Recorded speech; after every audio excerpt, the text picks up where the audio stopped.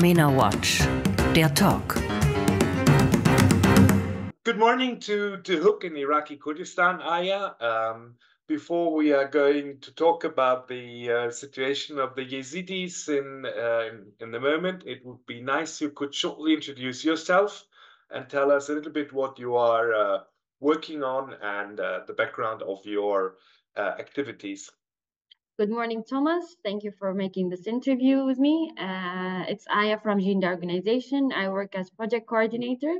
It's been almost 8 years that I'm working with Jinda, Jinda for Women and Girls Affected by War, basically working in the Hook Governorate, north of Iraq, Kurdistan.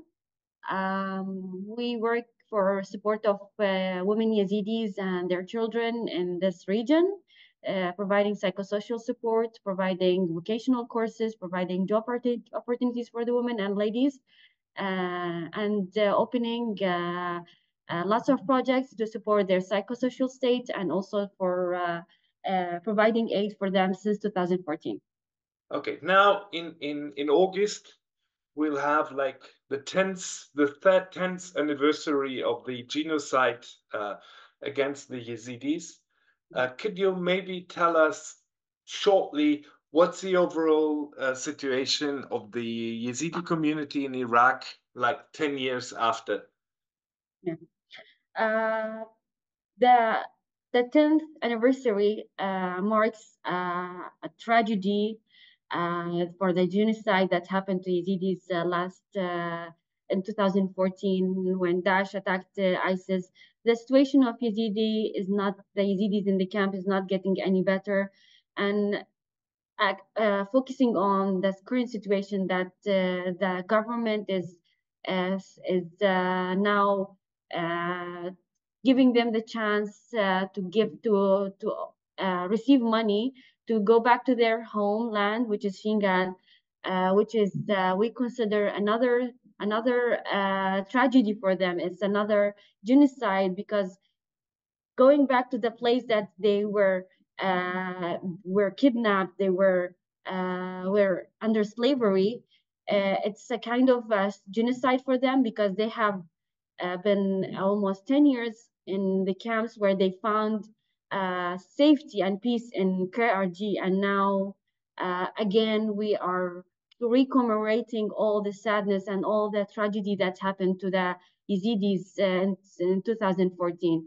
So their situation is now is not in a very good state because most of them, they are forced to go back to Shingal because they are telling them that the camps will be closed, and if the camps will be closed, they are now in a decision in between where to go and find a safe place again. So Shingal is not now safe because of the different military forces. Let us, because this is followed by people who are not that close to the problems and the topic. So let's go back to 2014. The Islamic State overran the original homeland of the most Yazidis living in Iraq as the Sinjar Mountain with its capital Shingal. Yeah. Many were killed.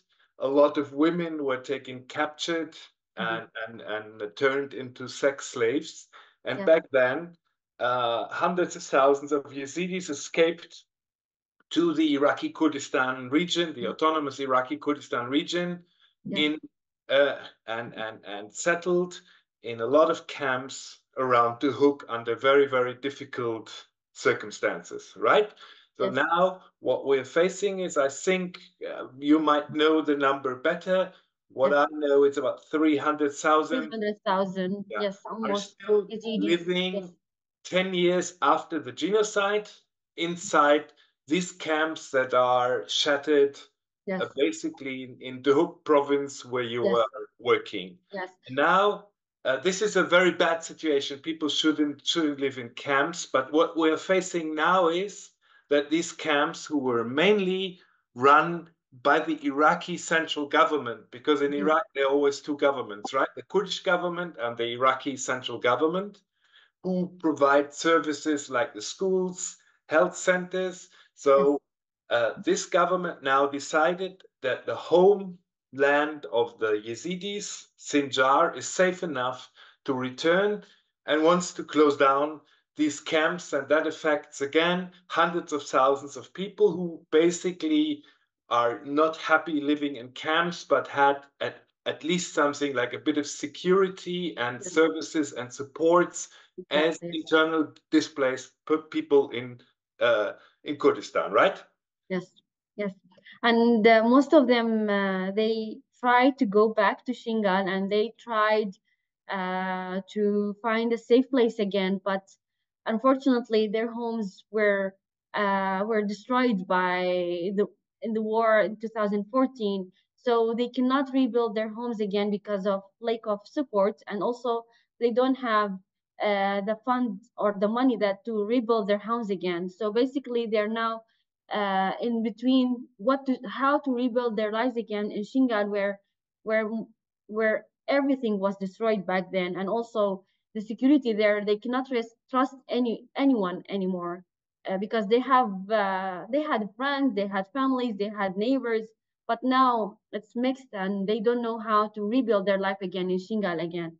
So basically now they found Kurdistan is the most safe place, and even though that situation in the camp is not like you can say the best place to live, but they find it as a safe place for them. So So what are the now situation we are facing now basically is, if I'm right, so there are 300,000 survivors of this Yazidi genocide, and it's many also in governments abroad in Europe and in the West recognize that this has been a genocide. yes, With all its impacts. A lot of people lost family members. yeah, Still, Yazidis are very, very afraid that this can happen again, because as a non-Islamic minority, there is a lot of racism and a lot of prejudices against them. So if you would ask them, am I right? They would prefer in the current situation to stay in the to stay in camps the camp. Yes, to stay in the camps. So now, basically, it's not because a lot of them return or there is a big movement going back to Sinjar or Shingal. It's just like the Iraqi government in Baghdad decided we want to get rid of these internal displaced people. They're different groups. They're Arabs who fled ISIS from central Iraq who are yes. returning, and the biggest group now are these Yazidis. So there was a basically political decision. We want them to leave. We want them out basically of the books, right? Unfortunately, this is the situation now, and even the camp managements, um, they are now receiving lots of cases asking them what to do in this case, and they are in a very bad situation. They don't know what will happen to them next, because they have giving them a deadline for going back to Shingal, and then they don't know. They're in a situation that don't they don't have the resources, they don't have the courage to go back to Shingal again. And even most of them are survivors who have witnessed the slavery, witnessed the kidnapping, witnessed the genocide of their grandparents, of their husbands, of their brothers and sisters. So it's a very difficult situation for them now to go back to where the trauma will go back again, and the place where they left, it was a safe place for them, but now it's all what you can say, it's all about the bad situation is coming back to them again. It's horrible. Actually, we have received lots of cases calling us. They said that I just want to live in Duhok. I want to live in areas near to Duhok. I don't want to go back to Shingal. It's not safe anymore. I cannot return back all the bad memories that I had back then. Okay, so what happened is basically the Iraqi government said whoever is we want to close the camps, and everyone who returns is getting about $250 to rebuild, $2,500 Yeah, as a kind of um, fee to rebuild his houses and to restart his life. Yes, exactly. So, Yeah. and people who don't want to return are not even receiving this money. No. Okay. And the people living in the camp, they are trying to get this money because they think that maybe after the camps are closed, we might be in a very difficult situation where we are not going to receive such money to try to, for example, to rent a house maybe, or rent somewhere in Duhok or other areas outside the camp. So they're in a very difficult situation actually, and many of them, they are staying in the camp. We have lots of cases staying in the camp. They're choosing to stay, not to go back to Shingal. But we have some cases that went to Shingal and they're returned back to the camp. They don't find it as a good opportunity for them to stay in Shingal. Okay, so, but if I receive this amount of money, officially in statistics, I have returned to Shingal. Yeah. Yes. So basically, the Iraqi government can claim now this amount of people officially returned to Shingal, though they are not a problem anymore. They are not internal displaced persons within Iraq. Yes. So officially, also, when like the governments in Europe will deal with the issue in future, we'll have much lower numbers than we had in the past. Yes. While in fact, on the ground, nothing really changed. Exactly. Yes. Okay, so so now, I mean, these are Iraqi citizens, so the Iraqi government has no right to force them to move from one place in Iraq to the other. So as you said, now, I mean, now it's almost end of July, and officially the camp should have been closed in the end of July. But Yes. still, a lot of people are inside the camps. People don't want to live, and it's very clear it's impossible to move these hundreds of thousands of people to a totally non-safe region within like a week. So, Yes. and there is a second important actor, the Kurdistan regional government, because these camps are within the federal zone of Kurdistan. And there is this kind of always two responsibilities, because I think it's important to know Sinjar officially belongs to Iraq, Iraqi government. Iraqi Kurdistan region. So officially, Iraq is responsible for these people, but currently they are living in the Iraqi Kurdistan region. So they are under two kind of responsibilities. Two authorities. Yes, two authorities. So what is the Kurdistan regional government doing in the moment with this situation? At the moment, they are offering the safe spaces, which is the camps. They are not telling them that these camps are always your safe place. So they're trying with the central government that they offer them actually until the end of the year, that they stay in the camps, but no one knows what will happen after at the end of July, because the central government have a different decision. So they're trying at their best to leave the camp community and the camp officially until the end of the year, but the doors are always closed, are always open for them, for the camp community, and they are trying to support them also with any kind of support, so that basically the camp management and also all the staff, they will stay until the end of the year, and but we don't know what will happen after the end of July for regarding the compensation and for receiving the money for going back to Shingan. So they're trying. Okay, but now, for example, the schools and the camps are basically based on the Iraqi school curriculum. The Iraqi schools. So they were financed and they were supported by the central government. So, for example, what happens now in the new semester with these schools? Are they open? Are they closed? Can Yazidi kids continue education or not? They're still also not sure about it.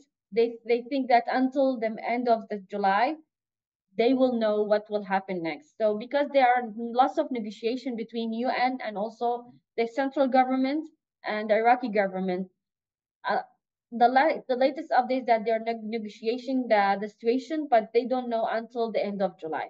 So Yeah, we so will see even what will even happen now, after. if I'm a student in a school, I'm born in a camp. I Yes, don't know anything else but a camp. My exactly. family is a survivor's family. I don't know if I can go still to school in autumn. Exactly. So They that's don't the know. They don't know their situation yet. They don't know what language they will study. What they don't know which school they will attend. Is it near? Is it far? Is it in Shingal? Is it in Duhok? Is it in areas near to Duhok? They don't know. So okay. there's So lots of pressure for the families also. in the beginning, you said this feels like a continuation of the genocide. This is very Right? harsh vocabulary. Yeah. So, but I suppose what you mean is that now again, the whole surviving community of Yazidis is basically thrown into cold water and doesn't have any perspective or any idea what's going to happen to them in 2 months and 3 months and 5 months, right? Exactly, exactly. No one knows, and they're in. Even when we ask them like what they are going to do, they don't know. I don't know. Can you advise me what to do? I don't know. They don't know what to do. So it's really a big chaos. The situation is not getting any better, and it's going to be 10 years of genocide. So lots of pressure on them, lots of offers, but no offer is leading to a better life for them.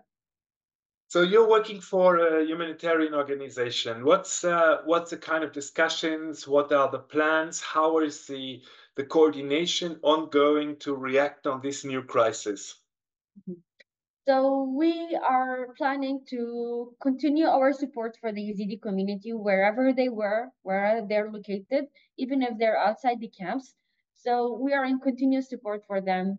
We are now in coordination with the community here, with the other NGOs, trying to find out how we can help the projects and also how to continue our projects, ongoing projects in the camp. But currently, we always support them, and we are continuing on supporting them if they are in the camp or outside the camp, because lots of negotiation happening that maybe some of them they want to go outside the camp, which is a near area or village in Duhok. So basically, this kind of number of Yazidis, they will stay in Duhok or in the government of in the KRG government. We'll always try to support them wherever they are, and we will continue our support even in Shingal or in other areas in Kurdistan.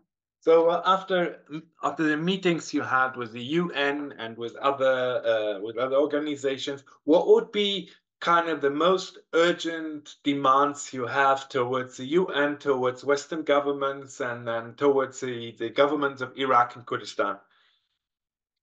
The demands is on supporting the survivors of ISIS, and also supporting the children, because they don't know now what will happen next to their situation, and also how they're going to cope with the environment. But we always support them, and we always try to support them with the citizenship project, with the citizenship concept, that they are an Iraqi citizen, and they have to demand their rights. They have to demand right of education. They have to demand the rights of being a local citizen in Iraq. You have the same right as a local as Duhuki, as Iraqi citizens. So now we are trying to put them in a situation where all the services, all the rights have to be gained by them, and also have to be offered to the local community of Yazidis also. Now, while all this happens with the Yazidis in Iraq, for example, Germany started to withdraw the status of some of the Yazidi refugees here and also started to deport Yazidis back to Iraq, claiming that there are safe places inside Iraq and Yazidis are not persecuted as a group anymore. Yes. So that's running parallel. Just recently, there was the attempt to reach a countrywide stop of deportations of Yazidis, but it failed. So how do you see this relation that now also like there is this kind of start of deportation from Yazidis, particularly from Germany, but other European countries, how this is seen within the community? Basically, the Yazidis who find another home in Germany or in Europe, they found it as a golden opportunity for them for rebuilding their lives, especially for survivors. Even after they came back from the captivity, when they came here, they saw that living here again bring up the tragedy and trauma that they have experienced. But if for those who have went to Germany, they found a new home, a new place to start over their lives again, and a new opportunities for them in Europe, basically. Getting back again to the same trauma, to the same place where they have faced all of this kind of tragedy and all of this slavery and rape is very, very bad for their psychological state as they're rebuilding the trauma again and it's coming back to them. And even in Iraq, the situation is very, very limited for them because they don't have job opportunities, they don't have educational opportunities. They will stay in the tent or in an area where the community sees her as a survivor and where she have less, we don't have money to bring to her family, or she wants to be empowered again to support her psychological state. So basically, living in Germany or in other area, and now they said that they will deport these Yazidis again. It's very, very bad for their psychological state. Even after we have worked lots of years with our social workers, with the psychologists to support them mentally, but now coming back again is not helping their state. So this is very bad for them, and we demand that each person who have found a new place and found a new home or found the support that they deserve, uh, going like this dream, all this dream that they come true for them, and they say that they have to deport them again to this situation that they don't know now where to live and where to go again. It's really, really not acceptable. So basically, we're taught. I mean, now even the one place that became a second home after the genocide, the camps, and I mean, Yeah. it means a lot if a camp is becoming your second home. Exactly. This is Are under threat. yeah, So this is the right word. and now organizations who usually don't want to keep camps because camps are a horrible place to live in are now fighting for people to have at least a chance to live in a camp, which says, I think, a lot. So that's the current situation. So very frankly, do you think that Yazidis have a future in Iraq? The future of Yazidis in Iraq is still not determined. They don't know if they have the rights again, or they will have the right to live in a good environment, in a safe environment. It's always a threat for them, a threatening them. Like because of the genocide, they think themselves that they are targeted again. They maybe will go again to the same experience in 2014. They're in a threat because they're a minority, and they feel threatened in Iraq. So living in Europe is safe for them, but now again with the deportation, it's not making the situation even better. Thank you very, very much. Is there anything else you would like to kind of focus on, or you think we forgot in our talk? Thank you so much, Thomas, for making this interview and always for supporting the Yazidi community here and delivering the voices of the unheard voices is a pleasure for us to help them and to support them, and hopefully we can make a change for their lives. Okay, thank you very much, and then I'll have a nice day in the burning heat in Iraq, huh? Thank you, yes. Yes, thank you so much.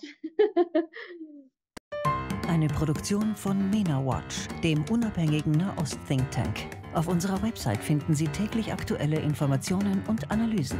Besuchen Sie uns.